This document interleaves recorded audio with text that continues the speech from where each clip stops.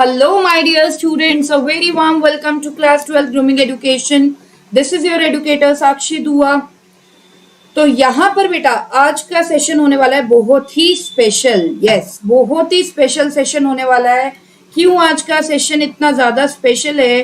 क्योंकि देखिए, national income and related aggregates की जो यूनिट है वही सबसे ज्यादा हॉरिबल यूनिट लगती है आप बच्चों को। एम आई राइट और रॉन्ग? तो आज के सेशन में बेटा हम सीखेंगे कि नेशनल इनकम की कैलकुलेशन कैसे करते हैं। नेशनल इनकम की calculation using the 3 methods of national income and those are, जल्दी से बताइए कौन से 3 मेथड्स हैं बेटा? First, expenditure method, second, income method,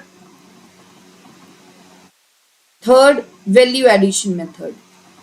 सबसे पहले बेटा बात करेंगे हम बेसिक रूल्स ऑफ कन्वर्जन की। जैसे कि आपको पता है कि नेशनल इनकम में हमें बहुत चीजें कन्वर्ट करनी होती है। कन्वर्ट कैसे करनी होती है? देखिए, जीडीपी एट एमपी अगर आपको दे रखा है तो आपको उससे एनएनपी एट एफसी निकालना है ना, लाइक दिस। या कई बार आपको जीएनपी एट एफसी दे रखा है, आपको उससे एनएनपी एट एफसी निकालना है। या एनएनपी एट एफसी दे रखा है, आपको उससे एनडीपी एट एमपी निकालना है ना। तो बहुत से कन्वर्जन हमें करने पड़ते हैं। नेशनल इनकम के चैप्टर में आपने देखा होगा देयर आर वेरियस एग्रीगेट्स। ये क्या है बेटा? These are the aggregates of national income. ठीक है, तो इनको हमें कन्वर्ट करना होता है, एक एग्रीगेट से दूसरे एग्रीगेट जाना होता है। तो उसके लिए क्या रूल्स एप्लीकेबल होते हैं हमें वही देखना है। ध्यान से सुनिएगा बेटा। देखिए, मैं आपको बताऊंगी कि आपको जीडीपी एट एमपी से एनएनपी एट एफसी पर कैसे जाना है, मतलब एनएनपी एट एफसी कैसे कैलकुलेट करना है। सबको मैं यहाँ पर बता दूं कि नेशनल इनकम का जो एब्रीविएशन है, जो शॉर्ट फॉर्म है, वो है बेटा NNP at FC. NNP at FC is national income, national income को बोलते हैं। ठीक है, GDP at MP is gross domestic product, right. तो बेटा देखिए, ध्यान से समझिएगा। देखिए, फर्स्ट लेटर को कन्वर्ट करने की मैं बात कर रही हूँ। फर्स्ट लेटर क्या क्या हो सकता है, फर्स्ट अल्फाबेट क्या क्या हो सकता है? देखिए, फर्स्ट अल्फाबेट आपका जी हो सकता है या एन हो सकता है। ठीक है, फर्स्ट अल्फाबेट अगर जी है तो उसको बोलते हैं हम ग्रोस। फर्स्ट अल्फाबेट अगर एन है तो उसे बोलते हैं नेट। ठीक है, तो यहां पर बेटा इन दोनों का गैप, इन दोनों का गैप यानी कि इन दोनों का डिफरेंस क्या होता है? वो होता है डेप्रीसिएशन।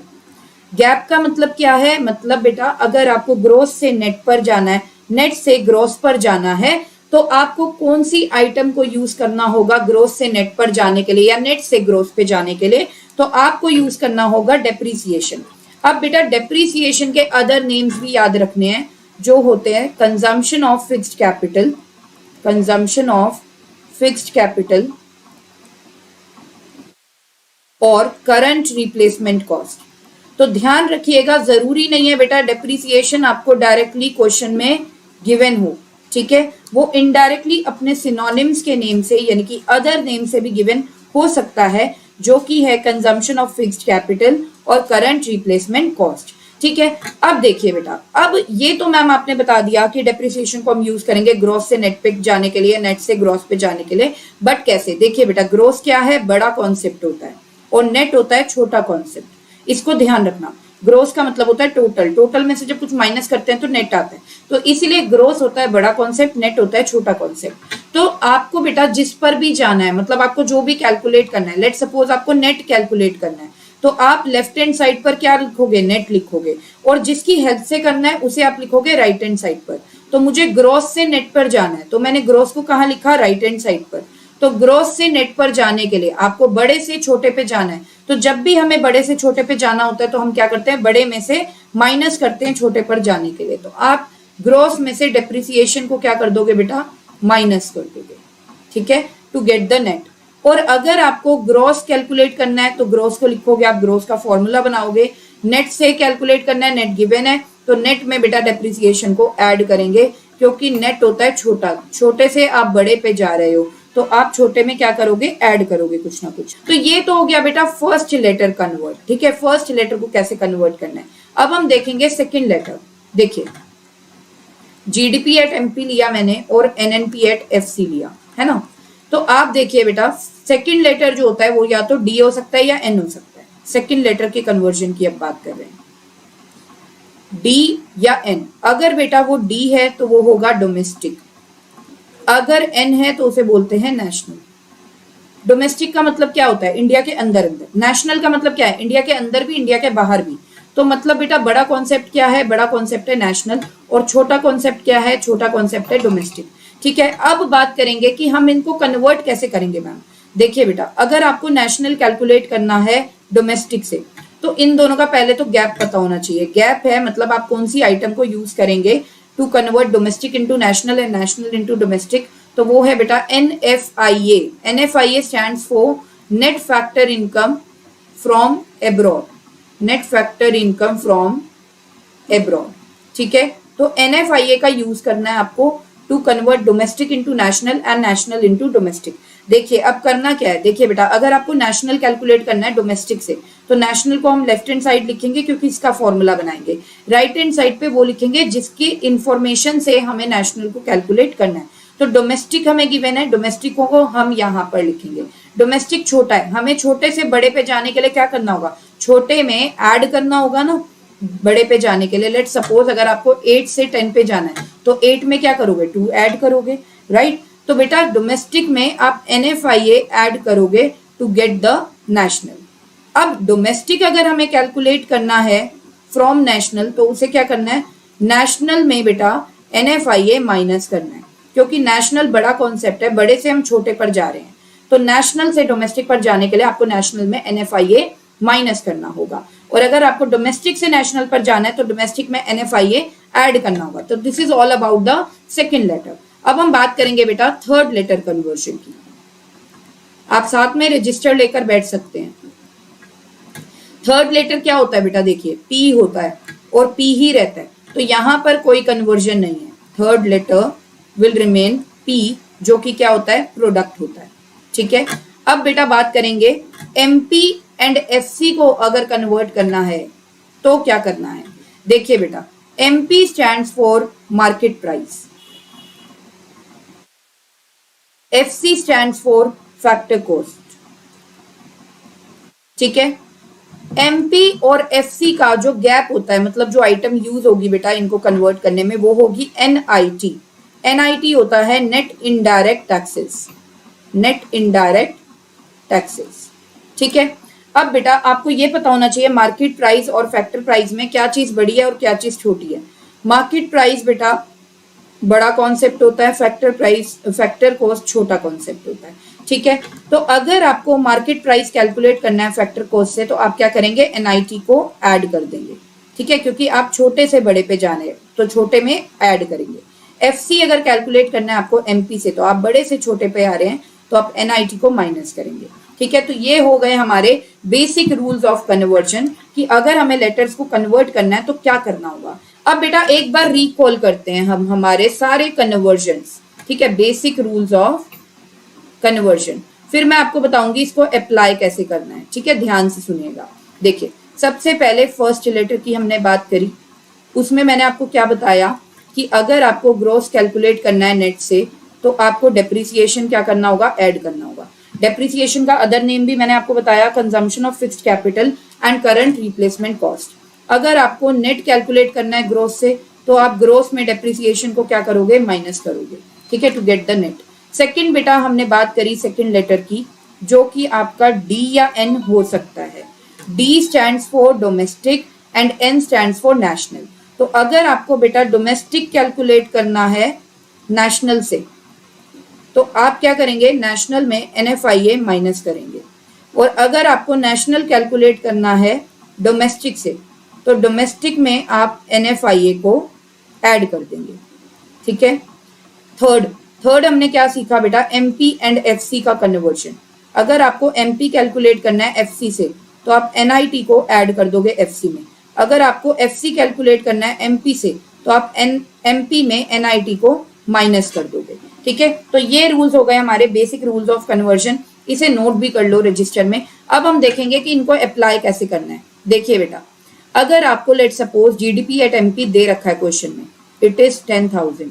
ठीक है, आपको डेप्रिसिएशन दे रखा है क्वेश्चन में डेप्रिसिएशन है 1000, NFIA दे रखा है, NFIA है 2000, NIT दे रखा है, NIT है 1000। ठीक है, तो अब आपको बेटा let suppose NNP at FC को कैलकुलेट करना है। तो आपको गिवन क्या है, GDP at MP, GDP at MP से आपको जाना है NNP एट FC पे। तो आप क्या करोगे बेटा, जो भी चीज हमें कैलकुलेट करनी होती है ना, उसका हम फॉर्मूला फ्रेम करते हैं। फॉर्मूला फ्रेम करने के लिए मुझे इसको लेफ्ट हैंड साइड पे लिखना होगा NNP एट FC को, और राइट हैंड साइड पे उसे लिखते हैं जिसकी हेल्प से हम कन्वर्ट करने वाले हैं। GDP एट MP के हेल्प से मैं कन्वर्ट करूंगी, राइट।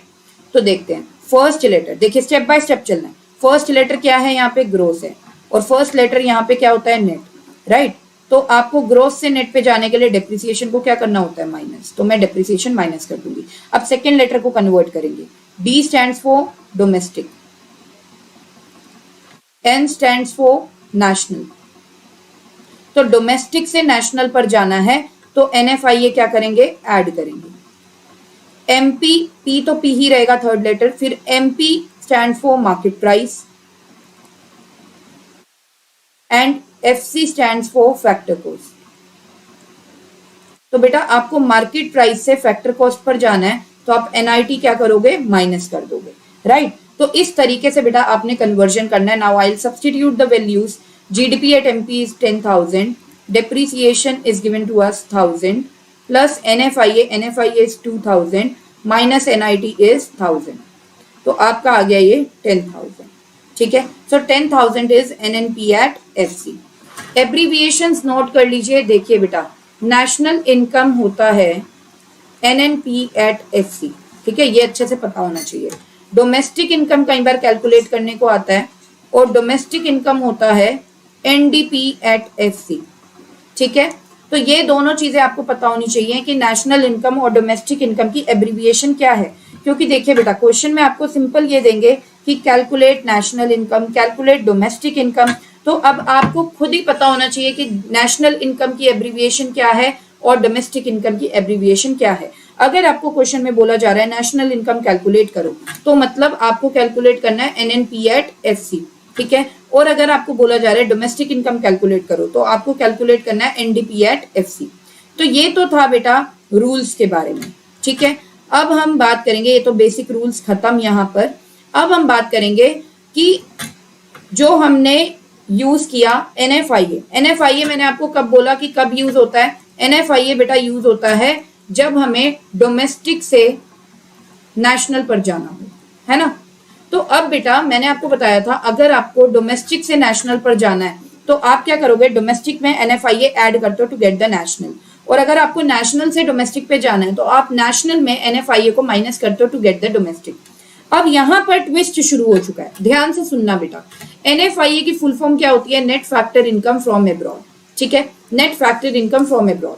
अब जरूरी नहीं है कि आपको क्वेश्चंस में NFIA डायरेक्टली गिवन हो, कई बार आपको क्वेश्चंस में NFIA इनडायरेक्टली भी गिवन होता है। तो ठीक है, हम देखेंगे कि कैसे कैसे इनडायरेक्टली गिवन होता है और फिर हम उसे कैसे कैसे निकालें। देखिए बेटा, कई बार क्वेश्चन में डायरेक्टली आपको net factor income from abroad ना देकर आपको गिवन होता है factor income from abroad and factor income to abroad.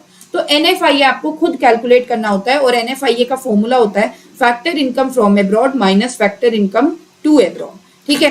Let suppose for example, factor income from abroad है बेटा 1000 रुपीज, ठीक है, एंड टू अब्रॉड है 800 रुपीज, ठीक है। तो ये क्या हो जाएगा, factor income from abroad is 1000, factor income to abroad is 800। So 200 हमारे पास क्या आ गया, NFIA, net factor income from abroad, ठीक है। तो बेटा यहाँ पे अच्छे से समझ लीजिए कि जरूरी नहीं है कि क्वेश्चन में आपको डायरेक्टली NFIA गिवन हो, ठीक है, इनडायरेक्टली भी कई बार निकालना पड़ता है। अगर क्वेश्चन में डायरेक्टली NFIA गिवन नहीं है तो आपको फैक्टर इनकम फ्रॉम अब्रॉड या फैक्टर इनकम टू अब्रॉड दोनों गिवन होंगे, तो आप क्या करोगे, वैल्यूज को सब्स्टिट्यूट करोगे फॉर्मूले में and you will get the answer. आप फैक्टर इनकम फ्रॉम अब्रॉड में से फैक्टर इनकम टू अब्रॉड को माइनस कर दोगे and you will get the answer. Ghanshyam ma'am, ये क्वेश्चन RBSC में भी आएंगे क्या? यस बेटा, RBSC में भी आएंगे। Next, factor income from abroad, let suppose 10,000 है and factor income to abroad है बेटा 12,000। तो NFIA कैसे कैलकुलेट करेंगे? NFIA कैलकुलेट होगा factor income from abroad minus factor income to abroad. ठीक है, so factor income from abroad is 10,000, factor income to abroad is 12,000, so it will be minus 2,000। तो मतलब बेटा NFIA जरूरी नहीं है पॉजिटिव ही आए, NFIA नेगेटिव भी आ सकता है। और नेशनल इनकम में कुछ भी आप कैलकुलेट करोगे it can be negative also. ठीक है, जरूरी नहीं है कि वो पॉजिटिव ही रहेगा, नेगेटिव भी हो सकता है। आगे देखते हैं। कहीं बार बेटा आपको factor income from abroad given होता है, सिर्फ factor income to abroad given ही नहीं होता। तो हम उस केस में क्या करेंगे जिसमें हमें सिर्फ एक ही कंपोनेंट गिवन है, you will take factor income to abroad as 0, उसे आप 0 मान लेंगे और फिर NFIA कैलकुलेट कर लेंगे। Factor income from abroad which is 10,000 minus factor income to abroad which is 0, so NFIA would be 10,000। तो इन केस ऑफ कि अगर आपको क्वेश्चन में सिर्फ factor income from abroad given है, फैक्टर इनकम टू अब्रॉड नहीं गिवन है, तो बेटा NFIA किसके इक्वल होगा? फैक्टर इनकम फ्रॉम अब्रॉड के ही इक्वल होगा। लेकिन अब यहाँ पे ध्यान दीजिएगा, लेट सपोज आपको factor income to abroad given है 10,000, तो फैक्टर इनकम फ्रॉम अब्रॉड नहीं गिवन है, तो अब आप इस केस में क्या करोगे? फैक्टर इनकम फ्रॉम अब्रॉड आप 0 ले लोगे। ठीक है, तो NFIA कैसे कैलकुलेट करेंगे? NFIA कैलकुलेट होगा बेटा factor income from abroad minus factor income to abroad. ठीक है, तो इसमें हम क्या करेंगे? Factor income from abroad is 0, factor income to abroad is 10,000, so answer would be minus 10,000। ठीक है, नेक्स्ट बेटा,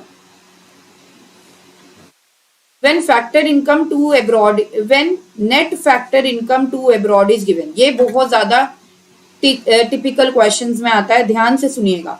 देखिए बेटा, हमें NFIA चाहिए और NFIA क्या है? Net factor income from abroad. लेकिन अगर आपको net factor income from abroad ना देकर क्या दिया हुआ है? Net factor income to abroad दे रखा है, तो आपको क्या करना है? आपको उसी से ही net factor income from abroad निकालना पड़ेगा। कैसे निकालोगे? साइन चेंज करके। आपको net factor income to abroad का साइन चेंज करना है to get net factor income from abroad. For example बेटा, net factor income to abroad is ₹10,000। तो बेटा यहां पर net factor income to abroad है 10,000, मतलब पॉजिटिव है। लेकिन आपको तो क्या चाहिए? आपको चाहिए net factor income from abroad. यहां पर नेट के साथ 2 दिया है, हमें नेट के साथ फ्रॉम चाहिए होता है, तो आप क्या करेंगे? साइन को चेंज कर देंगे। पॉजिटिव है तो नेगेटिव कर देते हैं, नेगेटिव होता है तो पॉजिटिव कर देते हैं। तो ये पॉजिटिव है, तो बेटा हमारा net factor income from abroad क्या आ जाएगा? माइनस 10,000। ठीक है, दूसरा क्वेश्चन समझते हैं। देखिए, net factor income to abroad अगर हमें दे रखा है माइनस 5,000, तो ये नेगेटिव है बेटा। हमें इधर से क्या निकालना है? Net factor income from abroad. तो आप क्या करोगे? नेगेटिव को पॉजिटिव में convert. 5,000 is our net factor income from abroad. तो ये चीज बहुत ज्यादा ध्यान देने की थी, एक बार दोबारा से समझा रही हूँ, ठीक से समझ लीजिए। Net factor income to abroad अगर आपको गिवन है तो आपको क्या करना है? उसका साइन चेंज करना है to get net factor income from abroad, क्योंकि हमें फॉर्मूले में तो net factor income from abroad चाहिए, राइट। तो आप क्या करोगे बेटा? Net factor income to abroad का साइन चेंज कर दोगे। अगर net factor income to abroad positive है तो आप उसे नेगेटिव कर दोगे, अगर नेगेटिव है तो आप उसे पॉजिटिव कर दोगे, तो आपके पास आ जाएगा net factor income from abroad. ठीक है, नेक्स्ट बेटा, अब हम देखेंगे NIT का मैंने आपको इंपॉर्टेंस बताई कि MP से FC कैलकुलेट कर सकते हैं, FC से MP कैलकुलेट कर सकते हैं with the help of NIT, है ना। अगर आपको बेटा MP कैलकुलेट करना है तो आप क्या करेंगे? FC में NIT को ऐड करते हैं। अगर आपको FC कैलकुलेट करना है तो MP में NIT को माइनस करते हैं। अब क्वेश्चन ये है कि NIT यानी कि नेट इनडायरेक्ट टैक्सेस, ये आपको डायरेक्टली गिवन तो नहीं होता क्वेश्चन में, तो क्या करना है बेटा? नेट इनडायरेक्ट टैक्सेस को कैलकुलेट करने के लिए आप क्या करेंगे? इनडायरेक्ट टैक्सेस में से सब्सिडी को माइनस कर देंगे। ठीक है, आपको क्वेश्चन में इनडायरेक्ट टैक्सेस गिवन होंगे, सब्सिडीज गिवन होंगी, आपको क्या करना है? इनडायरेक्ट टैक्सेस में से सब्सिडीज को माइनस कर देना है। For example indirect taxes are 10,000 rupees and subsidies are 8,000 rupees. तो सब्सटीट्यूट कर देंगे 10,000 minus 8,000 we get 2,000. So NIT कितना हो गया बेटा 2,000. इस तरीके से आपको NIT को कैलकुलेट करना है. देखिए बच्चों, ये मैं आपको बता रही हूँ ताकि आप क्वेश्चंस करने के लिए प्रिपेयर हो जाएं. ये मैं टिपिकल क्वेश्चंस बेटा आपके साथ डिस्कस कर रही हूँ. मैं ये डिस्कस कर रही हूँ कि NFIA एंड NIT कैसे कैसे आपको क्वेश्चंस में गिवन हो सकता है, ताकि आपको क्वेश्चंस करते टाइम कोई प्रॉब्लम ना हो. सेशन में बने रहें, क्योंकि सेशन के एंड में बेटा मैं आपको ये भी बताऊंगी that how to calculate national income using expenditure method, value added method and income method. ठीक है. अब जैसे कि NIT पॉजिटिव भी हो सकता है बेटा, ये नेगेटिव भी हो सकता है. लेट सपोज NIT है 10,000, सब्सिडीज है बेटा 11,000. तो इस केस में अब NIT कैसे निकालेंगे? IT माइनस सब्सिडी, यानी कि इनडायरेक्ट टैक्सेस माइनस सब्सिडी, जो कि हो गया 10,000 माइनस 11,000 माइनस 1,000. ठीक है. तो NIT हो गया है माइनस 1,000. तो ये नेगेटिव भी आ सकता है. कई बार बेटा दोनों सेम भी होते हैं, जैसे इनडायरेक्ट टैक्सेस भी 10,000 है तो सब्सिडीज भी 10,000 है. तो NIT क्या हो जाएगा? 10,000 माइनस 10,000 विच इज 0. तो NIT 0 भी हो सकता है. कई बार ये नेगेटिव भी हो जाएगा, जैसे मैंने आपको बोला कि NIT अगर 10,000, अगर इनडायरेक्ट टैक्सेस 10,000 है और सब्सिडीज है बेटा 15,000, तो NIT इस केस में कैसे निकालेंगे? इनडायरेक्ट टैक्सेस यानी कि 10,000 माइनस सब्सिडी यानी कि 15,000, इट विल बी माइनस 5,000. ठीक है. नेक्स्ट बेटा, कई बार ऐसा होता है कि आपको सिर्फ इनडायरेक्ट टैक्सेस गिवन है, सब्सिडी गिवन नहीं है. लेट सपोज आपको इनडायरेक्ट टैक्सेस 10,000 गिवन है बट सब्सिडीज गिवन नहीं है, तो आप क्या करोगे बेटा? सब्सिडीज को 0 ले लोगे. ठीक है. तो NIT हो जाएगा इस केस में IT minus subsidies which is 10,000 minus 0 which is 10,000. ठीक है. नेक्स्ट बेटा, कई बार आपको सब्सिडीज गिवन होगा. लेट सपोज 10,000 सब्सिडीज गिवन है, IT गिवन नहीं है इसमें, राइट. तो आप क्या करोगे? NIT के लिए इनडायरेक्ट टैक्सेस को 0 ले लोगे. ठीक है. सो IT minus subsidies which will be 0 minus 10,000 which will be minus 10,000. Okay. Next बेटा, अब बेटा देखिए, IT को जब आप 0 लेते हैं ना, तो अपने आप से क्वेश्चन पूछना, मतलब इनडायरेक्ट टैक्सेस को अगर आप 0 ले रहे हो तो अपने आप से क्वेश्चन पूछना. क्या क्वेश्चन पूछना? कि क्या इनडायरेक्ट टैक्सेस इनडायरेक्टली गिवन तो नहीं है क्वेश्चन में, क्योंकि बेटा कई बार इनडायरेक्ट टैक्सेस इनडायरेक्टली भी गिवन होते हैं. इनडायरेक्टली कैसे गिवन होते हैं? अपने नेम से. ठीक है.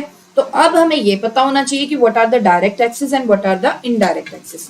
सो टाइप्स ऑफ टैक्सेस में बेटा मैं आपको बता रही हूँ कि डायरेक्ट टैक्सेस कौन से होते हैं एंड इनडायरेक्ट टैक्सेस कौन से होते हैं, ताकि आपको रिकॉग्नाइज करना आना चाहिए अगर इनडायरेक्ट टैक्सेस अपने नेम से गिवन है. देखिए बेटा, डायरेक्ट टैक्सेस में आता है हमारा इनकम टैक्स, प्रॉफिट टैक्स जिसे हम डिविडेंड टैक्स भी बोलते हैं और कॉर्पोरेट टैक्स भी बोलते हैं. ठीक है. ये 2 टैक्स लर्न कर लीजिए, ये डायरेक्ट वाले होते हैं, बाकी सारे इनडायरेक्ट में जाते हैं. ठीक है. ध्यान से, डायरेक्ट टैक्सेस कौन से हैं? इनकम टैक्स है या प्रॉफिट टैक्स है. प्रॉफिट टैक्स को डिविडेंड टैक्स और कॉर्पोरेट टैक्स भी कहते हैं. बाकी जितने भी इसके अलावा कोई टैक्स अगर आपको क्वेश्चन में दे रखा है, न्यूमेरिकल में दे रखा है, तो वो सारे इनडायरेक्ट होंगे. लाइक GST दे रखा होता है, goods and services tax. Excise दे रखा होता है, एक्साइज दे रखा होता है, कई बार एक्साइज ड्यूटी लिखा होता है, तो ये भी बेटा इनडायरेक्ट टैक्स होता है. ड्यूटी वर्ड भी क्या डिनोट करता है? ड्यूटी भी कहीं पे आ जाए तो वो टैक्स है. एक्साइज ड्यूटी को प्रॉपर ना लिख के एक्साइज भी लिखा होता है तो वो भी टैक्स ही होता है. ठीक है. Custom duty etcetera. सो ध्यान रखिए, बस टैक्सेस में ये ध्यान रखना है, income tax, profit tax, dividend tax या कॉर्पोरेट टैक्स, ये तो डायरेक्ट टैक्सेस हैं. बाकी इसके अलावा कोई भी टैक्स आपको क्वेश्चन में दे रखा है वो इनडायरेक्ट है. ठीक है. चलिए अब इसका क्वेश्चन देखते हैं. देखिए बेटा, ये दे रखा है हमें question.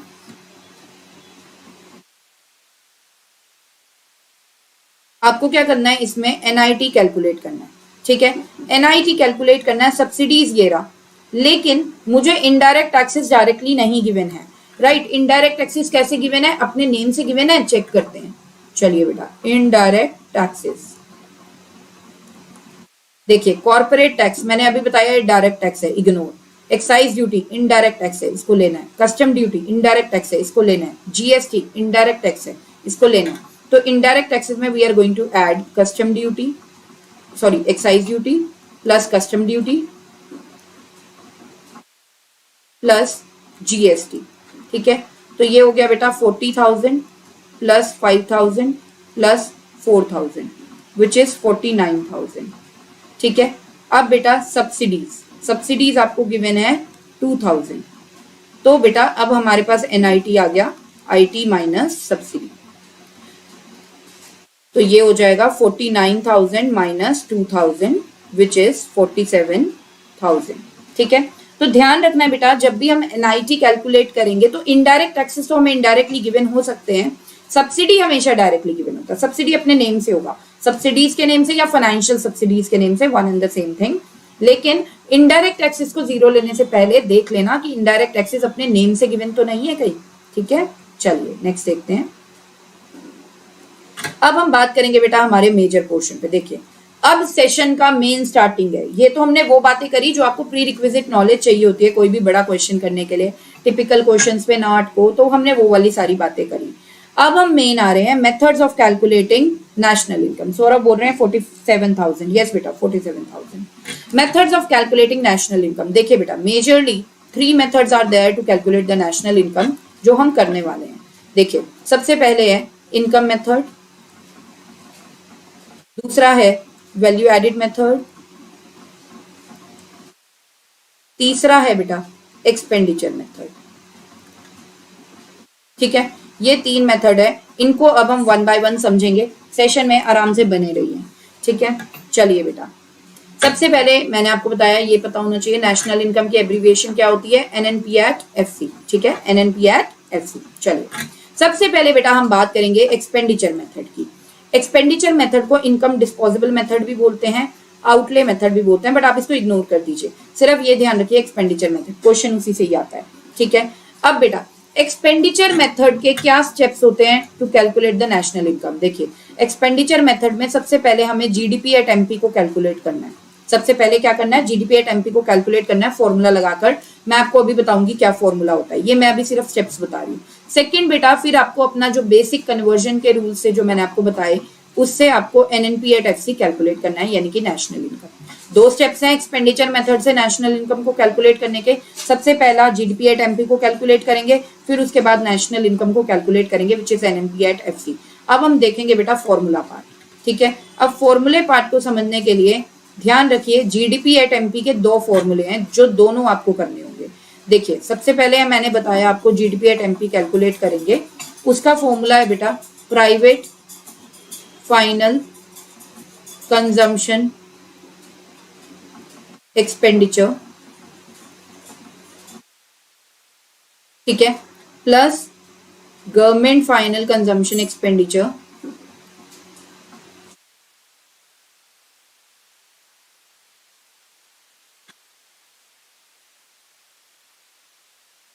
Plus gross fixed capital formation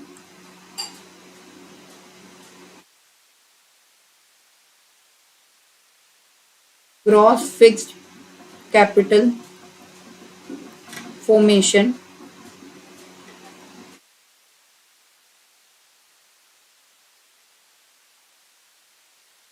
plus change in stock plus net export. ये तो है पहला फॉर्मूला जीडीपी का। अब दूसरा फॉर्मूला क्या है, दूसरा फॉर्मूला है बेटा GDP at MP is equal to private, private को देखिए बेटा पर्सनल भी बोलते हैं हाउस होल्ड भी बोलते हैं।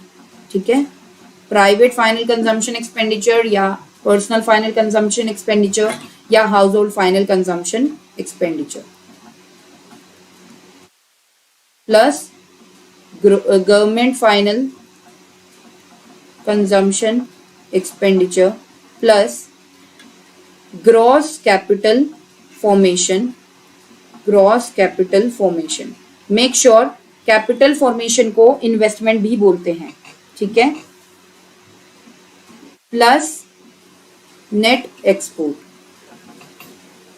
ठीक है, Saurabh private final consumption expenditure plus government final consumption expenditure plus gross domestic capital formation plus change in stock. Saurabh plus net exports भी आएगा, ठीक है, आपने नेट एक्सपोर्ट्स नहीं लिखा।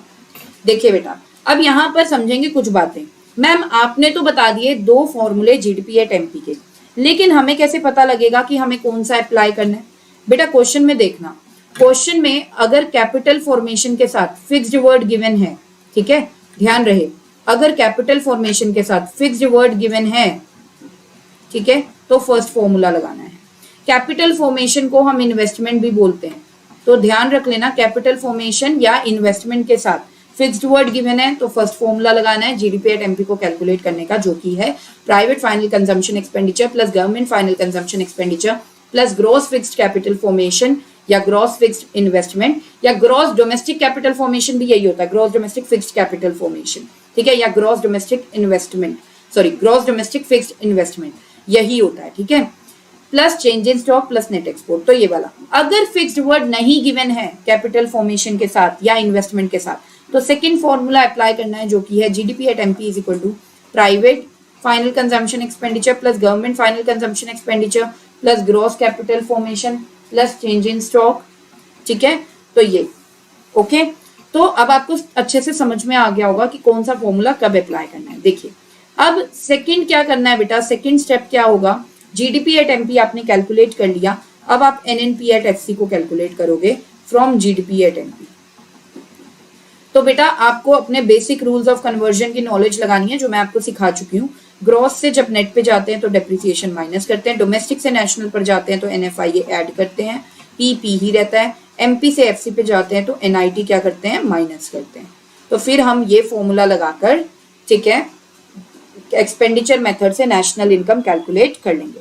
तो बताइए बेटा मुझे ठीक से समझ आ रहा है या नहीं? अभी तक गुड टू गो? यस और नो मैम लिखकर कमेंट कीजिए। चलिए, तो ये तो था बेटा फॉर्मूला पार्ट। अब हम देखेंगे क्वेश्चंस ऑफ एक्सपेंडिचर मेथड, ठीक है। सो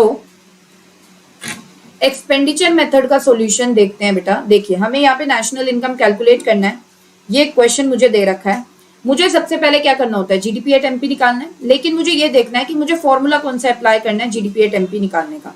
तो मैं क्या करूंगी, कैपिटल फॉर्मेशन पर जाऊंगी, कैपिटल फॉर्मेशन, और मैं देखूंगी फिक्स्ड वर्ड गिवन है या नहीं है। तो यहाँ पर आप देख सकते हैं कि ग्रॉस कैपिटल फॉर्मेशन गिवन है, फिक्स्ड वर्ड गिवन नहीं है, तो हम जीडीपी का सेकंड फॉर्मूला लगाएंगे, है ना। जीडीपी एट एमपी का सेकंड फॉर्मूला अप्लाई करेंगे, जो कि है GDP at MP is equal to private final consumption expenditure plus government final consumption expenditure plus gross capital formation plus net export, ठीक है। तो ये मैंने फॉर्मूला लिख लिया है। Now I am going to substitute the values. Private final consumption expenditure is 80,000, government final consumption expenditure is 20,000, gross capital formation is 5,000, net exports is 4,000। सो ये आ गया मेरे पास 1,09,000, राइट। अब बेटा अब हम क्या करेंगे, एनएनपी एट एफसी निकालेंगे, जो कि हमें मेन निकालना है, नेशनल इनकम ही तो निकालना है ना।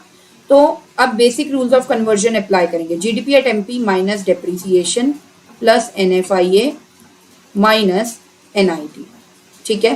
तो 1,09,000 minus depreciation is 1,000, NFIA is 2,000, NIT is 3,000। तो ये आ गया बेटा हमारा 1,09,000 minus 4,000 plus 2,000, which will be 1,07,000.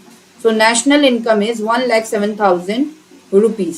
देखिए बच्चे जो नॉर्मली बेटा जो मिस्टेक कंडक्ट करते हैं न्यूमेरिकल्स करने में, वो ये करते हैं कि वो ना यूनिट ऑफ एक्सप्रेशन नहीं लिखते हैं एंड में, और उसकी वजह से आपको पता है आपका हाफ मार्क्स डिडक्ट कर सकती है टीचर, ठीक है। तो बेटा यहाँ पे ये सारा अमाउंट रुपीज में है, तो आप यहाँ पर रुपीज जरूर लिखेंगे जब फाइनल आंसर आपका आने वाला है नेशनल इनकम का, और जीडीपी का भी आप रुपीज लिख देंगे, ठीक है। So GDP is 1,09,000 and national income is 1,07,000। तो बहुत ही इजी क्वेश्चन था ये, ठीक है। अब हम देखेंगे बेटा, आपको टिपिकल चीजें गिवन होती हैं न्यूमेरिकल्स करते टाइम, है ना। इतना सिंपल क्वेश्चन तो नहीं आने वाला है, राइट, डेफिनेटली नहीं आने वाला है। तो अब आपको मैं बताने वाली हूँ कि जब हॉट क्वेश्चंस होते हैं, आप क्वेश्चंस करोगे, क्या क्या आपको ट्विस्ट पॉइंट्स मिलने वाले हैं। तो देखिए बेटा, जैसे कि आपने देखा कि चेंज इन स्टॉक की हमें नीड पड़ती है जीडीपी एट एमपी को कैलकुलेट करते टाइम। तो चेंज इन स्टॉक जरूरी नहीं है आपको हमेशा डायरेक्टली गिवन हो, इनडायरेक्टली भी गिवन होता है। तो कैसे कैसे गिवन हो सकता है, आइए देखते हैं। देखिए बेटा, स्टॉक को इन्वेंट्री भी बोला जाता है, तो चेंज इन स्टॉक और change in inventory one and the same thing, ठीक है। और इन्वेंट्री इन्वेस्टमेंट भी यही होता है, inventory investment is the another name of change in stock, ठीक है।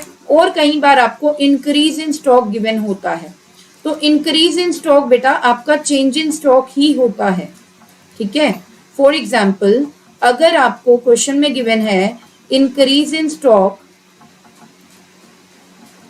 इज 4000, तो इसका मतलब चेंज इन स्टॉक क्या है, चेंज इन स्टॉक है 4000, ठीक है। तो डायरेक्टली आपने चेंज इन स्टॉक के प्लेस पे क्या लिख देना है, इंक्रीज इन स्टॉक की वैल्यू लिख देनी है, ठीक है।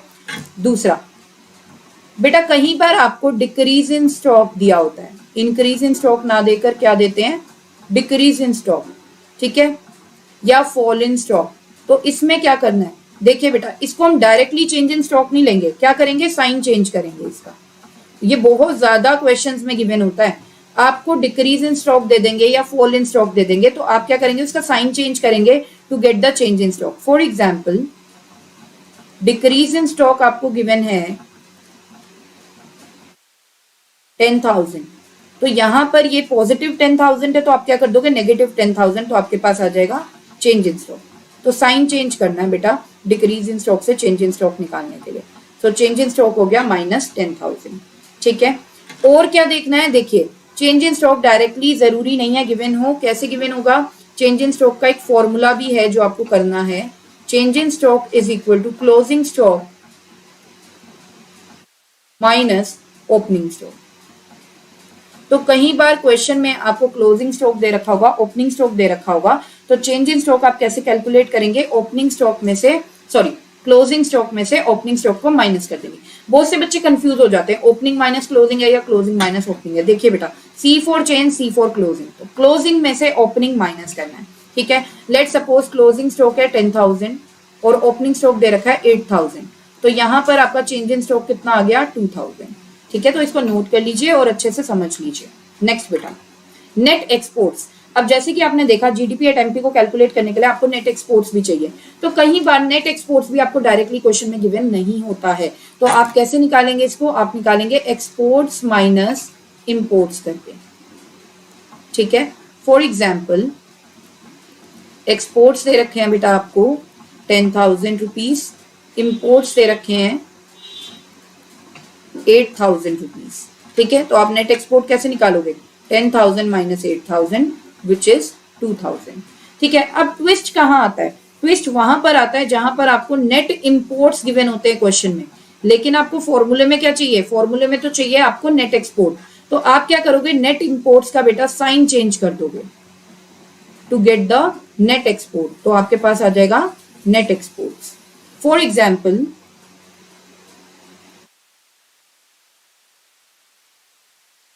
नेट इंपोर्ट्स इज ₹5,000, ठीक है। तो अब इसका साइन चेंज कर दूंगी to get the net exports. Net exports क्या हो जाएंगे बेटा,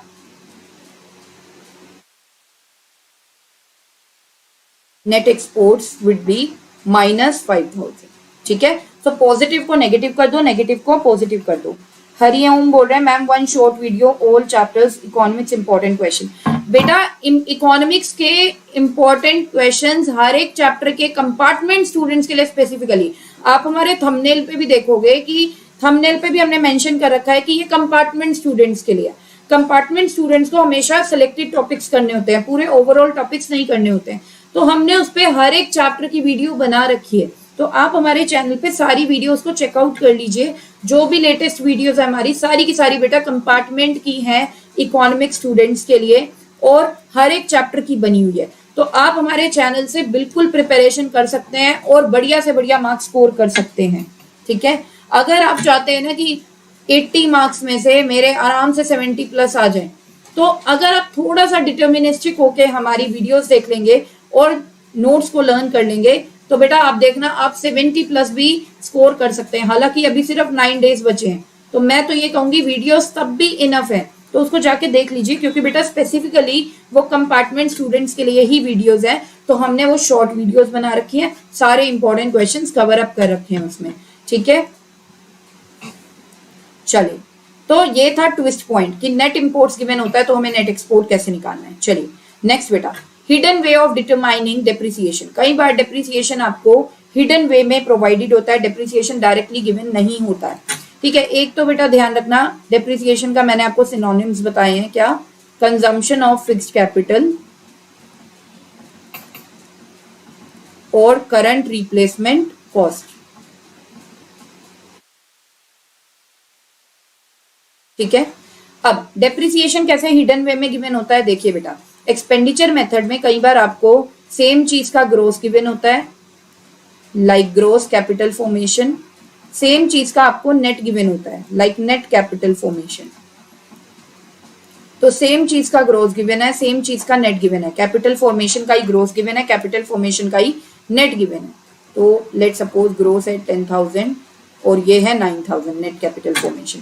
तो डेप्रिसिएशन कैसे निकालेंगे, डेप्रिसिएशन निकालेंगे सेम चीज के ग्रोस को, यानी कि ग्रोस कैपिटल फॉर्मेशन को माइनस कर देंगे बेटा सेम चीज के नेट के साथ, यानी कि माइनस कर देंगे नेट कैपिटल फॉर्मेशन से, तो आपके पास आ जाएगा बेटा depreciation. So 10,000 minus 9,000, so 1000 is the depreciation. तो ये हिडन वे में आपको डेप्रिसिएशन एक्सपेंडिचर मेथड से ऐसे कैलकुलेट करना होगा।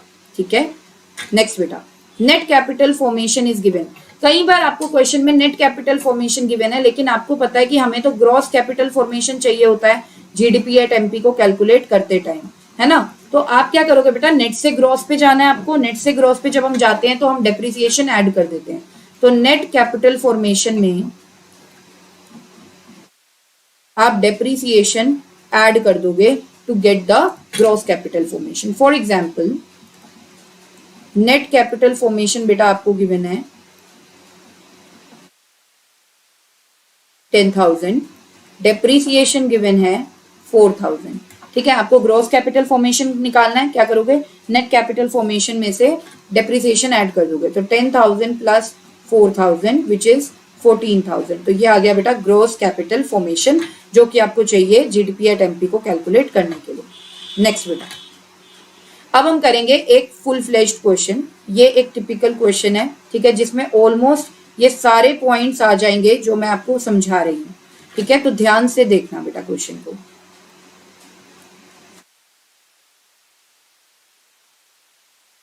देखिए, हमें निकालना है national income. We know that expenditure method से अगर हमें नेशनल इनकम निकालना होता है तो हम सबसे पहले क्या निकालते हैं, जीडीपी एट एमपी, राइट। तो जीडीपी एट एमपी को कैलकुलेट करने के लिए हमें पहले देखना फॉर्मूला कौन सा लगेगा, फर्स्ट या second formula of GDP at MP. देखिए, कैपिटल फॉर्मेशन के साथ बेटा आपको फिक्स्ड वर्ड गिवन है ना, तो यानी कि हमें फर्स्ट फॉर्मूला लगाना है जीडीपी एट एमपी को कैलकुलेट करने का। तो फर्स्ट फॉर्मूला है private final consumption expenditure plus government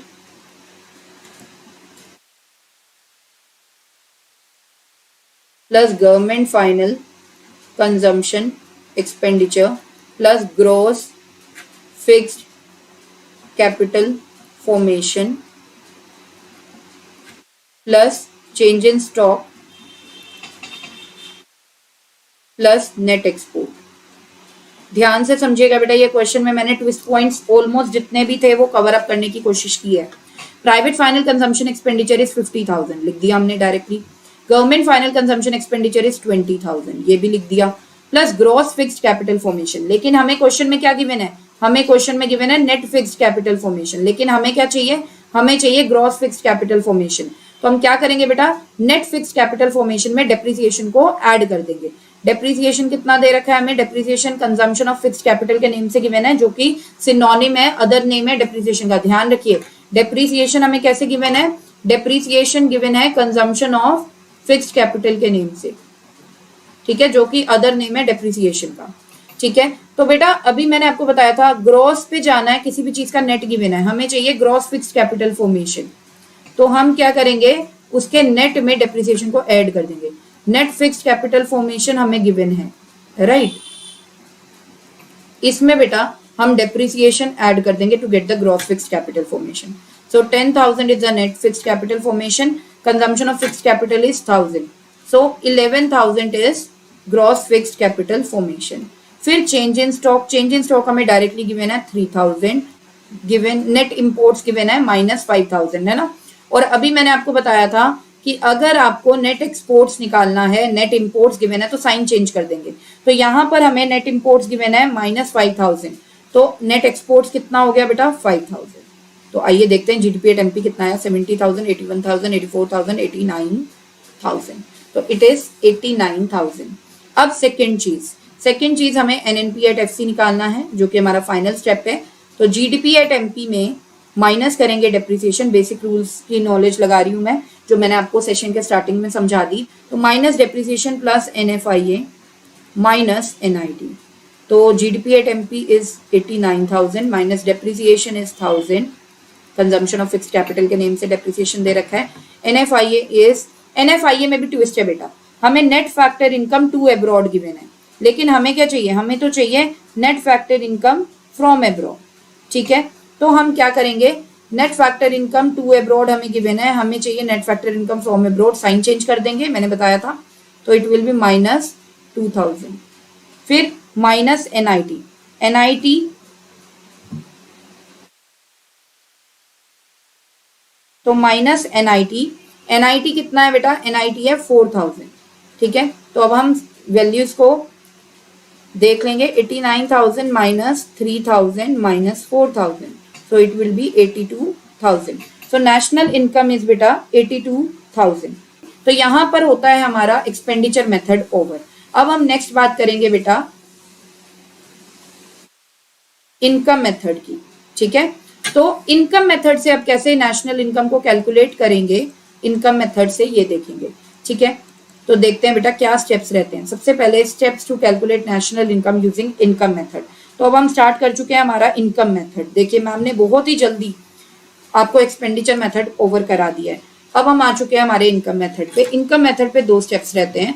income method पे सबसे पहले आप कैलकुलेट करते हो बेटा डोमेस्टिक इनकम। डोमेस्टिक इनकम होता है एनडीपी एट एफसी, ठीक है। और उसके बाद आप कैलकुलेट करते हो नेशनल इनकम, जो कि है एनएनपी एट एफसी, ठीक है।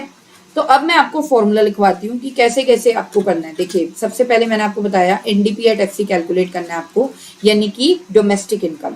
इसके लिए आप क्या करेंगे बेटा, compensation of employees, compensation of employees plus operating surplus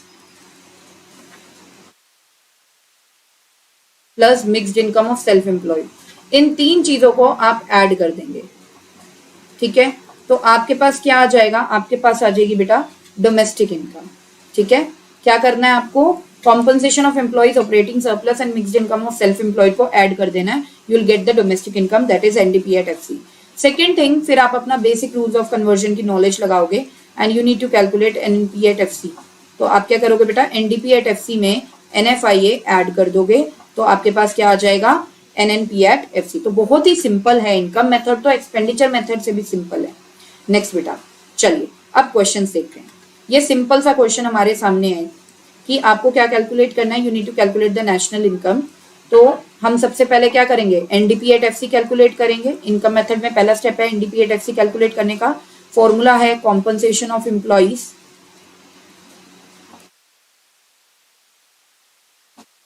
plus operating surplus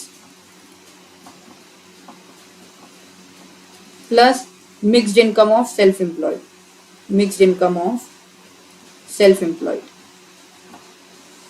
ठीक है। ये तीनों चीजें बेटा मुझे डायरेक्टली गिवन है मेरे क्वेश्चन में।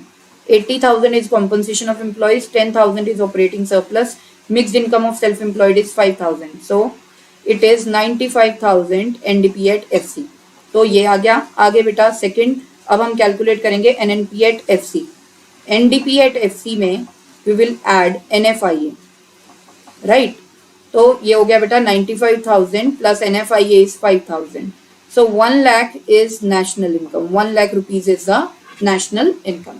तो तो ये तो था सिंपल क्वेश्चन। अब हम बात करेंगे कि इनकम मेथड के जब हम क्वेश्चंस करेंगे तो क्या क्या ट्विस्ट पॉइंट्स आने वाले हैं, टिप्स फॉर न्यूमेरिकल्स। ठीक है, सो बेटा सबसे पहले हम बात करेंगे कॉम्पनसेशन ऑफ एम्प्लॉइज की। जरूरी नहीं है ये आपको डायरेक्टली गिवन हो, आपको 3 चीजें ऐड करनी होगी कॉम्पनसेशन ऑफ एम्प्लॉइज को निकालने के लिए।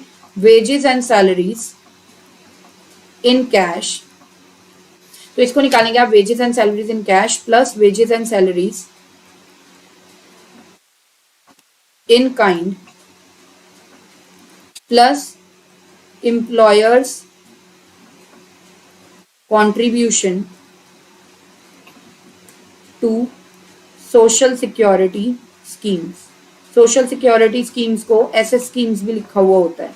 ठीक है बेटा, ध्यान रखिए, देखिए यहां पर हमें एम्प्लॉयर लेना है, एम्प्लॉय वाला भी दिया होता है, employees contribution to social security scheme भी दिया होता है, हमें एम्प्लॉयज वाला नहीं लेना है, हमें लेना है बेटा एम्प्लॉयर वाला।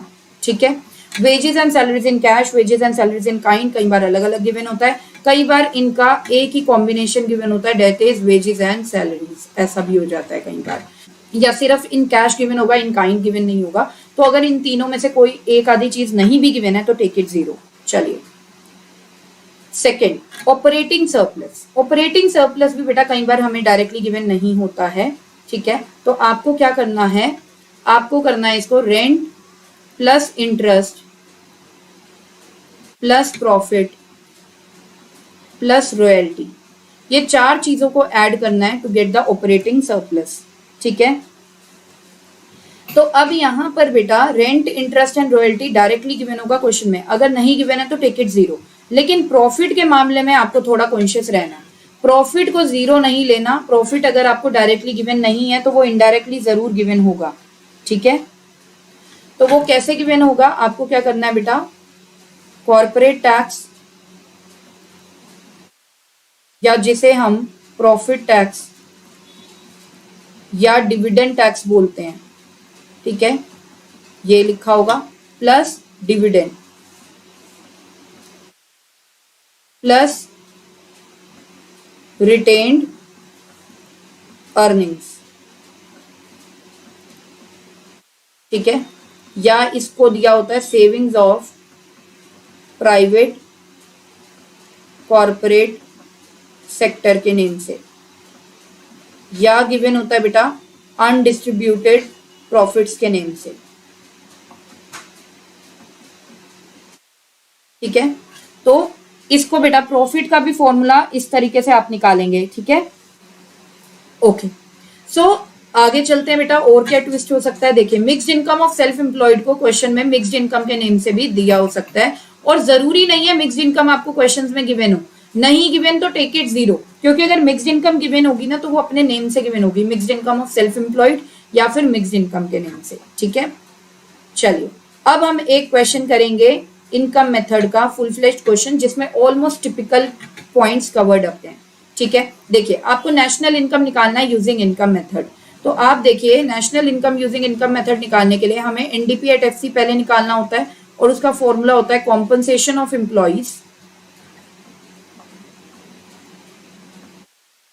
Plus operating surplus plus mixed income of self employed. ठीक है, मिक्स्ड इनकम लिख देती हूं मैं।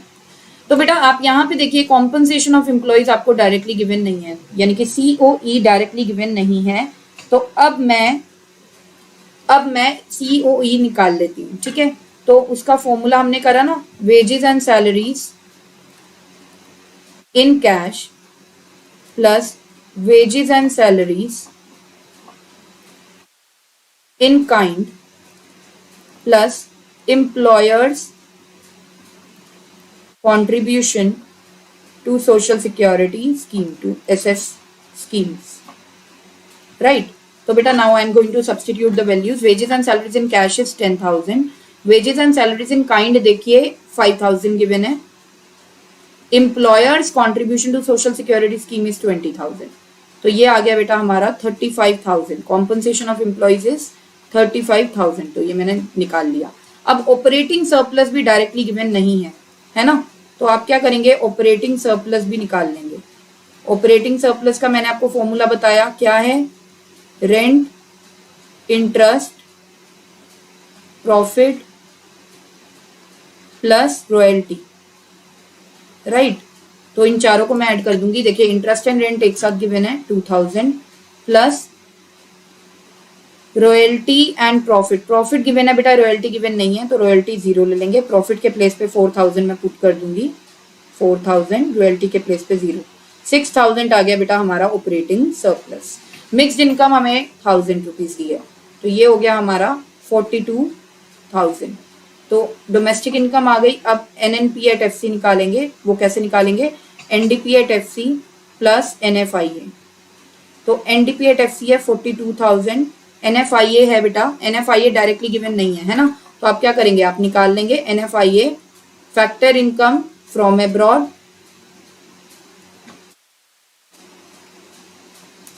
Minus to abroad, right, factor income to abroad. तो बेटा फैक्टर इनकम फ्रॉम अब्रॉड है 400, फैक्टर इनकम टू अब्रॉड है 350, राइट। तो ये क्या आ गया? -50। तो यहाँ पे मैं लिख दूंगी -50। तो ये आ गया बेटा 41950। तो 41,950 ये हो गया हमारा नेशनल इनकम। तो आई होप अच्छे से आपको क्लियर हो रहा होगा बेटा। तो ये तो था बेटा इनकम मेथड। तो इनकम मेथड ओवर। अब हम बात करेंगे बेटा वैल्यू एडिड मेथड की, ठीक है। वैल्यू एडिड मेथड में क्या स्टेप्स हैं, सबसे पहले तो ये देखते हैं। देखिए बेटा वैल्यू एडिड मेथड में फॉर्मूले देख लीजिए। सबसे पहले आपको निकालना होता है ग्रोस वैल्यू ऑफ आउटपुट, ठीक है, जिसे हम वैल्यू ऑफ आउटपुट भी बोल सकते हैं, वैल्यू ऑफ आउटपुट भी बोल सकते हैं, ठीक है। वो है जीवीओ एट एमपी। तो ये कैसे निकालते हैं? ये निकालते हैं बेटा sales plus change in stock करके, sales plus change in stock करके, ठीक है। अब उसके बाद सेकंड स्टेप रहता है GVA at MP. GVA at MP मतलब gross value added at market price. तो उसके लिए आपको क्या करना होता है? जीवीओ एट एमपी में इंटरमीडिएट कंजम्पशन को माइनस करना होता है। देखिए सबसे पहले तो ये समझिए कि ये वैल्यू एडेड मेथड लगाना कब है? जब भी आपको क्वेश्चन में कुछ वीए आ जाए ना कि वो कैलकुलेट करना है, like GVA at MP calculate करो, एनवीए एट एमपी कैलकुलेट करो, तो जहां पर भी वीए वाली कैलकुलेट करने वाली आइटम है तो आपको वहां पर वैल्यू एडेड मेथड को लगाना है। देखिए थर्ड बेटा अब आपका डिपेंड करेगा। लेट सपोज आपको एनवीए एट एमपी निकालना है, तो अब आपके basic rules of conversion use हो जाएंगे। फर्स्ट 2 स्टेप्स से बस लर्न करने को, आगे के आप कन्वर्जन के रूल्स लगाएंगे और आप कैलकुलेट कर लेंगे जो भी क्वेश्चन में बोला जा रहा है। जीवीए एट एमपी निकालना है, एनवीए एट एमपी निकालना है फ्रॉम जीवीए एट एमपी। तो G stands for gross, N stands for net, right. तो ग्रोस से नेट पे जाना है तो आप क्या करेंगे? Minus depreciation. फोर्थ, अगर बेटा आपको एनवी एट एफसी कैलकुलेट करना है तो एनवी एट एमपी में हम एनआईटी को क्या कर देंगे? माइनस कर देंगे, ठीक है। तो ये कुछ फॉर्मूले हैं, ठीक है। अब हम प्रोसीड करेंगे क्वेश्चंस पे। देखिए सिंपल सा क्वेश्चन आपके सामने है और आपको इसमें कैलकुलेट करना है एनवी एट एफसी। सबसे पहले मैं क्या कैलकुलेट करूंगी? जीवीओ एट एमपी, जो कि है sales plus change in stock, sales plus change in stock. तो सेल्स है बेटा मेरी 1 लाख, चेंज इन स्टॉक हमें दे रखा है 5000। सो 1,05,000 हमारा क्या आ गया? GVO at MP. First step complete. Second step we will calculate GVA at MP. इसको कैसे कैलकुलेट करेंगे? GVO at MP minus intermediate consumption. Intermediate consumption को आईसी से एब्रीविएट कर देते हैं। तो ये हो गया बेटा 1,05,000 माइनस इंटरमीडिएट कंजम्पशन इज 20,000, तो ये आ गया बेटा हमारा 85,000, ठीक है। थर्ड हमें क्या करना है? Calculate NVA at FC. तो अब हम अपनी basic knowledge of conversion use करेंगे। जीवीए एट एमपी को यूज करते हुए I will calculate NVA at FC. तो माइनस डेप्रिसिएशन, क्योंकि ग्रोथ से नेट पे जाना है, एमपी से एफसी पे जाने के लिए NIT minus. So 85,000 minus depreciation is 1000, NIT is 3000। तो ये आ गया बेटा 85,000 minus 4,000 which is 81,000। So 81,000 is NVA at. चलिए अब बेटा ये तो था सिंपल क्वेश्चन। अब हम इसके ट्विस्ट पॉइंट्स की बात करेंगे। देखिए कई बार सेल्स जो आपको चाहिए, जीवीओ एट एमपी आपने कैसे कैलकुलेट किया? Sales plus change in stock करके, राइट। कई बार बेटा आपको क्वेश्चन में डायरेक्टली सेल्स नहीं गिवन होती है, इनडायरेक्टली निकालना पड़ता है। तो आप सेल्स कैसे निकालते हैं उस टाइम पे? Price per unit into quantity sold करके, ठीक है। For example price per unit is 5, ठीक है।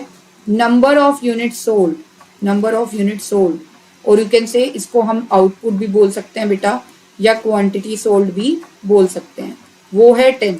तो सेल्स कितनी हो गई 5 इंटू 10 विच इज 50। तो यहाँ पर सेल्स है बेटा 50 रुपीज, रुपीज में निकालते हैं हम ये। तो अगर कई बार आपको सेल्स डायरेक्टली गिवन नहीं होती है तो आपको क्या करना है, price per unit into quantity sold को मल्टीप्लाई कर देना, तो आपके पास सेल्स आ जाएंगी। चलिए next twist point change in stock का, ये मैं ऑलरेडी आपको बता चुकी हूँ जब एक्सपेंडिचर मेथड किया था, एक बार दोबारा से समझ लीजिए। देखिए चेंज इन स्टॉक को चेंज इन इन्वेंट्री भी बोला जाता है, इन्वेंट्री इन्वेस्टमेंट भी बोला जाता है। चेंज इन स्टॉक को कई बार आपको ऐसे कैलकुलेट करना पड़ता है, closing stock minus opening stock करके। और मैंने आपको बताया कि अगर इंक्रीज इन स्टॉक या राइज इन स्टॉक आपको दे रखा है तो वो तो डायरेक्टली चेंज इन स्टॉक ही है, लेकिन अगर आपको डिक्रीज इन स्टॉक दे रखा है तो आपको साइन चेंज करना है, तो आपके पास क्या आ जाएगा, चेंज इन स्टॉक, ठीक है। Next intermediate consumption, intermediate consumption को बेटा आईसी बोलते हैं। इसको परचेज ऑफ इंटरमीडिएट गुड्स के नेम से भी गिवन होता है, परचेज ऑफ इंटरमीडिएट गुड्स या प्रोडक्ट्स, ये इसका अदर नेम है, परचेज ऑफ इंटरमीडिएट गुड्स या प्रोडक्ट्स, ठीक है। और कई बार इंटरमीडिएट कंजम्पशन आपको सिंगल यूज प्रोड्यूसर गुड्स के नेम से भी गिवन होता है, ये बहुत ज्यादा आता है बेटा, ध्यान रखिएगा। सिंगल यूज प्रोड्यूसर गुड्स हमारा क्या होता है, आईसी होता है, इंटरमीडिएट कंजम्पशन, ठीक है। और इंटरमीडिएट कंजम्पशन, इंटरमीडिएट गुड्स देखो बेटा क्या होते हैं, इंटरमीडिएट गुड्स वो वाले गुड्स होते हैं जो सिंगल टाइम यूज होते हैं। नेक्स्ट बेटा एक्सपोर्ट्स एंड सेल्स, देखिए कई बार क्वेश्चंस में आपको एक्सपोर्ट भी गिवन है और सेल्स भी गिवन है, तो उन क्वेश्चन में आपको क्या करना है, लेट सपोज आपको एक्सपोर्ट्स गिवन है 10,000, सेल्स गिवन है 2,000, ठीक है। तो बेटा आपको सेल्स गिवन है 12,000, तो एक्सपोर्ट सेल्स का पार्ट होते हैं ऑलरेडी। तो जीवीओ एट एमपी जब आप कैलकुलेट करोगे ना, तो you need to take only sales into consideration, ठीक है। ऐसे निकालते हो ना जीवीओ एट एमपी, सिर्फ सेल्स लोगे, एक्सपोर्ट्स को इग्नोर कर दोगे क्योंकि एक्सपोर्ट्स ऑलरेडी इंक्लूडेड होते हैं सेल्स में। सेल्स का मतलब बेटा दोनों सेल्स होता है, डोमेस्टिक सेल्स यानी कि जो इंडिया में सेल्स हुई हैं, एंड फॉरेन सेल्स, यहाँ पर सेल्स का मतलब टोटल है, तो फॉरेन सेल्स यानी कि एक्सपोर्ट्स, है ना। तो एक्सपोर्ट सेल्स का पार्ट होते हैं, तो इसीलिए हमें एक्सपोर्ट्स को अलग से कंसीडर नहीं करना। लेकिन हाँ, जब क्वेश्चन में आपको सेल्स ना देकर डोमेस्टिक सेल्स गिवन होगा, लाइक डोमेस्टिक सेल्स इज 10,000, ठीक है, एंड एक्सपोर्ट्स इज 2,000, तो इसमें जो आप सेल्स निकालोगे, अब आपको एक्सपोर्ट्स को ऐड करके सेल्स निकालनी है, डोमेस्टिक सेल्स प्लस एक्सपोर्ट्स। तो ये हो गया बेटा 10,000 प्लस 2,000 विच इज 12,000। तो यहां पर सेल्स जो आप लोगे जीवीओ एट एमपी निकालने के लिए, वो आप 12,000 वाली लोगे, मतलब डोमेस्टिक सेल्स और एक्सपोर्ट सेल्स को ऐड करके, ठीक है। ध्यान से समझो, जब एक्सपोर्ट्स और सेल्स दोनों गिवन है तो एक्सपोर्ट्स को कंसीडर नहीं करना, लेकिन जब डोमेस्टिक सेल्स गिवन है सेल्स की जगह पे, तो डोमेस्टिक सेल्स और एक्सपोर्ट्स को ऐड कर दोगे टू गेट द सेल्स, ठीक है। नेक्स्ट बेटा same for imports and purchase of intermediate goods, ठीक है। अगर आपको इंपोर्ट्स भी गिवन है, import of intermediate goods question में, और आपको बेटा परचेज ऑफ इंटरमीडिएट गुड्स भी गिवन है, तो आईसी कौन सा लें, क्या हमें इंपोर्ट्स को कंसीडर करना है या नहीं करना है। देखिए इंपोर्ट अगर 10,000 है, ये 15,000 है। देखिए बेटा परचेज ऑफ इंटरमीडिएट गुड्स का मतलब है कि इसमें डोमेस्टिक परचेजेस भी इंक्लूड हैं और आपकी फॉरेन परचेजेस भी इंक्लूड है, domestic purchases and foreign purchases, ठीक है। फॉरेन परचेजेस मतलब इंपोर्ट्स। तो ये जो normal purchase of intermediate goods है, तो ये टोटल परचेज ही है बेटा, इसमें ऑलरेडी इंपोर्ट्स भी इंक्लूडेड है, तो हम इंपोर्ट्स को अलग से नहीं लेंगे। परचेज ऑफ इंटरमीडिएट प्रोडक्ट्स को ही बस इंटरमीडिएट कंजम्पशन मानेंगे, दैट इज 15,000। लेकिन ट्विस्ट आता है तब जब आपको क्वेश्चन में domestic purchase of intermediate products given हो, इंटरमीडिएट प्रोडक्ट्स गिवन है, लेट सपोज 10,000, और साथ में बेटा import of intermediate products given है, जो कि है 5000।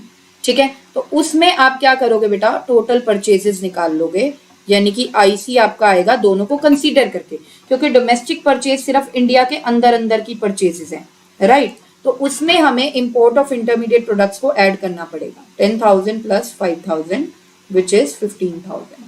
तो ध्यान से समझिए, अगर आपको नॉर्मल परचेज दे रखा है, परचेज ऑफ इंटरमीडिएट गुड्स, तो उसमें इंपोर्ट को कंसीडर नहीं करते आईसी को कैलकुलेट करते टाइम।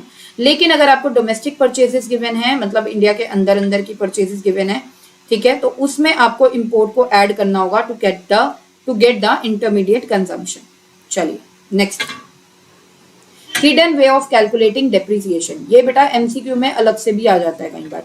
देखिए, कई बार आपको डेप्रिसिएशन खुद कैलकुलेट करना होता है। देखिए, कोई भी ऐसा क्वेश्चन नहीं होता जिसमें डेप्रिसिएशन आपको अगर डायरेक्टली नहीं गिवन है तो आप इनडायरेक्टली नहीं कैलकुलेट कर सकते हो। इनडायरेक्टली जरूर निकलेगा डेप्रिसिएशन। कैसे निकलेगा? देखिए, cost of the asset divided by life time, expected life span of asset. वैसे तो स्क्रैप वैल्यू भी माइनस होता है, बट स्क्रैप वैल्यू किसी भी न्यूमेरिकल में गिवन नहीं है। For example, cost of asset दे रखी है बेटा 10 लाख रुपीज, ठीक है। एक्सपेक्टेड लाइफ दे रखी है एसेट की 10 ईयर्स, ठीक है। स्क्रैप वैल्यू नहीं है, जनरली क्वेश्चन में है ही नहीं स्क्रैप वैल्यू, तो will take that 0। Cost of asset कितनी है? 10 lakh. Scrap value is 0, so 0। Expected life है 10 ईयर्स, तो बेटा 1 लाख क्या आ गया? Depreciation. This is how we calculate the depreciation, ठीक है, यूजिंग दिस फॉर्मूला, ठीक है। तो आपको कई बार वैल्यू एडेड मेथड में किसी भी एसेट के साथ उसका लाइफ स्पैन गिवन होगा, तो समझ जाना कि यहाँ पे डेप्रिसिएशन इनडायरेक्ट वे में है, इसीलिए life span of asset given है, ठीक है। फॉर एग्जाम्पल बेटा, capital good with 10 years of lifespan, ठीक है, इट इज 50 lakhs। तो यहाँ पे हमें लाइफ स्पैन दे रखा है कैपिटल गुड्स का, तो वो इसलिए दे रखा है ताकि हम डेप्रिसिएशन निकाल सके। तो कैसे निकालेंगे? Cost of the asset which is 50 lakh minus scrap value, वो है नहीं 0, divided by life span which is 10 years, so 5 lakh. 5 lakh क्या आ गया? Depreciation. This is how we calculate the depreciation in value added questions indirectly, ठीक है। नेक्स्ट बेटा, unsold output produce during the year. कई बार क्वेश्चंस में आपको unsold output produce during the year given होता है, तो वो चेंज इन स्टॉक की तरह आपको कंसीडर करना है, वो चेंज इन स्टॉक ही है, ठीक है। Next, production for self consumption. कई बार क्वेश्चंस में production for self consumption given होता है, तो जीवीओ एट एमपी जब आप कैलकुलेट करोगे ना, तो वो आप कैसे करते हो? Sales plus change in stock करके। साथ में बेटा आपको क्या करना है? प्रोडक्शन फॉर सेल्फ कंजम्पशन भी इसके अंदर ऐड कर देना है। तो जीवीओ एट एमपी को कैलकुलेट करते time production for self consumption को हम क्या करते हैं? ऐड करते हैं। Always keep this in mind. Next बेटा, अब हम करेंगे एक क्वेश्चन, फुल फ्लेज्ड क्वेश्चन है जो कि, ठीक है, और इससे value addition, value added method अच्छे से आपको समझ में आएगा। तो देखते हैं बेटा, देखिए, वैल्यू एडेड मेथड को करते टाइम सबसे पहले हमें क्या निकालना होता है? जीवीओ एट एमपी, और वो कैसे निकलता है? Sales plus change in stock करके, है ना। तो बेटा यहाँ पर सेल्स भी आपको डायरेक्टली गिवन नहीं है, तो मैंने अभी आपको बताया था जब सेल्स डायरेक्टली गिवन नहीं होती है तो सेल्स को हम कैसे कैलकुलेट करते हैं? Price per unit into quantity sold. तो यहाँ पर प्राइस पर यूनिट है 30, क्वांटिटी सोल्ड है 1000, तो ये आ गया बेटा 30,000 हमारी सेल्स, ठीक है। तो we are going to substitute the value of sales which is 30,000। Change in stock, decrease in stock दे रखा है, तो मैंने आपको बताया था ना बेटा, जब भी डिक्रीज इन स्टॉक गिवन होता है तो हमें उसका साइन चेंज करना होता है to get the change in stock. तो डिक्रीज इन स्टॉक है हमारे पास 3000, तो यानी कि चेंज इन स्टॉक कितना हो गया? चेंज इन स्टॉक हो गया -3000, तो यहाँ पर -3000, तो जीवीओ एट एमपी हमारा आ गया बेटा 27,000। नेक्स्ट बेटा, अब हमें क्या कैलकुलेट करना है? GVA at MP. GVA at MP calculate करने के लिए हम क्या करेंगे, जीवीओ एट एमपी में माइनस कर देंगे इंटरमीडिएट कंजम्पशन।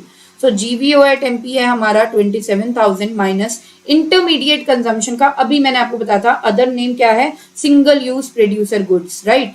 तो सिंगल यूज प्रोड्यूसर गुड्स के नेम से हमें यहाँ पे इंटरमीडिएट कंजम्पशन गिवन है विच इज 2000, तो ये आ गया बेटा 25,000। अब third we are going to apply the basic rules of conversion. हमें कैलकुलेट करना है एनवीए एट एफसी, तो एनवीए एट एफसी कैलकुलेट करना है जीवीए एट एमपी से, तो क्या करेंगे, minus depreciation minus NIT, right. तो बेटा ये आ गया हमारे पास 25,000 माइनस डिप्रिसिएशन। डिप्रिसिएशन हमें करंट रिप्लेसमेंट कॉस्ट के नेम से यहाँ पे गिवन है ना। मैंने आपको बताया डिप्रिसिएशन के अदर नेम्स क्या हैं, consumption of fixed capital and current replacement cost. So current replacement cost is 1000, so depreciation is 1000, okay, minus NIT. NIT is not given us directly question में हमें NIT गिवन नहीं है, तो NIT हम कैसे निकालते हैं, NIT हम निकालते हैं बेटा इनडायरेक्ट टैक्सेस माइनस सब्सिडीज करके, राइट। तो यहाँ पर इनडायरेक्ट टैक्सेस भी डायरेक्टली गिवन नहीं है, इनडायरेक्ट टैक्सेस का नेम गिवन है जीएसटी 2000। जीएसटी एक इनडायरेक्ट टैक्स है, और देख लो कुछ और गिवन है, कॉर्पोरेट टैक्स तो डायरेक्ट टैक्स होता है, उसको कंसीडर नहीं करना हमने, राइट। तो जीएसटी इज 2000 इनडायरेक्ट टैक्सेस क्या है, GST minus subsidy is 4000। So NIT आ गया बेटा minus 2000, so NIT is minus 2000, substitute कर दिया, तो 25,000 माइनस 1000 प्लस 2000, तो ये हो गया बेटा 25,000 plus 1000 which is 26,000। So NV at F C is 26,000। यहाँ पर हमारा ये क्वेश्चन कंप्लीट हुआ, ठीक है। सो आई होप गाइज आपको यहाँ तक बेटा अच्छे से समझ में आया होगा। अब हम बात करेंगे डिफ्लेटर की।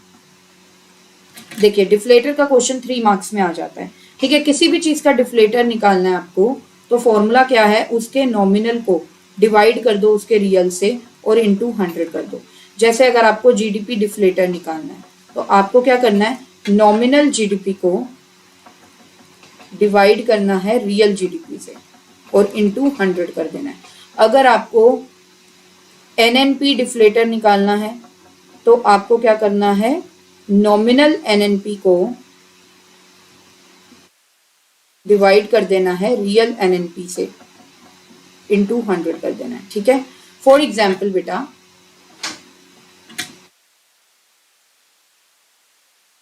nominal GDP is 10,000, real GDP is 20,000 and we need to calculate GDP deflator। Question इतना ही सिंपल आता है इस चीज का, इस टॉपिक का, ठीक है। जीडीपी डिफ्लेटर कैलकुलेट करना है। जीडीपी डिफ्लेटर का बेटा फॉर्मूला लगा दूंगी which is nominal GDP upon real GDP into 100। Saurabh formula बता रहे हैं, यस बेटा बिल्कुल ठीक है, ठीक है। नॉमिनल जीडीपी 10,000 बेटा, रियल जीडीपी 20,000 इंटू 100 कर देंगे, so will get 50। So GDP deflator is 50, ठीक है। सो यहाँ पर गाइज इजाजत चाहती हूँ सेशन को एंड करने की, मिलते हैं हमारे नेक्स्ट सेशन में। Till then bye bye, take care.